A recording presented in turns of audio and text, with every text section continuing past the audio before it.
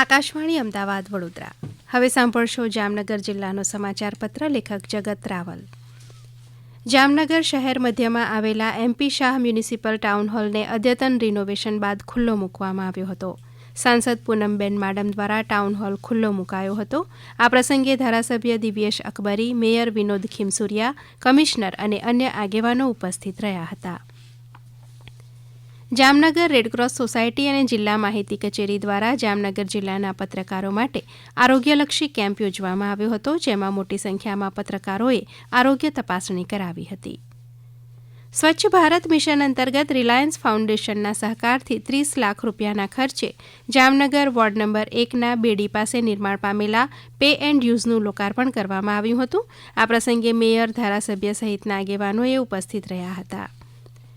જામનગરના નેક નામદાર જામ સાહેબ શ્રી શત્રુશલ્યસિંહજીના પ્રજાલક્ષી નિર્ણય તથા જામનગર મહાનગરપાલિકા દ્વારા નવા રંગરૂપ આપી પોશ વિસ્તારમાં પૂજ્ય ધનકુંવરબા સ્વામી આયુર્વેદિક ઔષધિ ઉદ્યાન જોગર્સ પાર્ક જામનગર શહેરની સ્વાસ્થ્યપ્રિય જનતા માટે ખુલ્લો મૂકવામાં આવ્યો છે.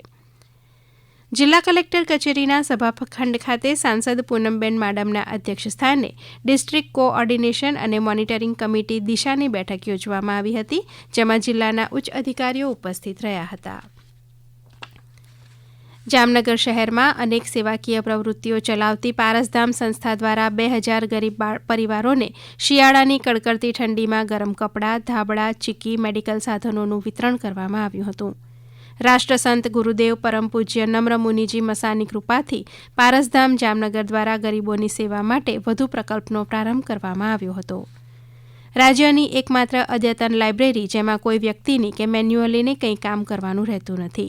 જામનગરના ગુજરાત આયુર્વેદિક યુનિવર્સિટીમાં આવેલી લાઇબ્રેરી, જેનો દેશ વિદેશના અનેક વિદ્યાર્થીઓ ઉપયોગ કરે છે, તેમાં ગોઠવવામાં આવી છે AI આધારિત અનોખી ટેકનોલોજી, જેમાં વિદ્યાર્થી સ્વયં બુક સ્કેન કરાવી બુક મેળવી શકે છે અને AIની મદદથી તેમાં તમામ ડેટા સ્ટોર થઈ જાય છે. ખૂબ સરળ અને ઝડપી ટેકનોલોજીથી કોલેજના વિદ્યાર્થીઓના સમયનો પણ બચાવ થાય છે. ગુજરાત સરકારના રમતગમત અને સાંસ્કૃતિક વિભાગના સ્પોર્ટ્સ ઓથોરિટી ઓફ ગુજરાત સંચાલિત ઇન્ડોર સ્વિમિંગ જામનગરમાં આવેલો છે, જે સૌરાષ્ટ્રનો એકમાત્ર ગરમ પાણીનો સ્વિમિંગ પુલ છે, જેમાં શિયાળાની કડકડતી ઠંડીમાં પણ શહેરીજનો હોશભેર સ્વિમિંગ કરી રહ્યા છે.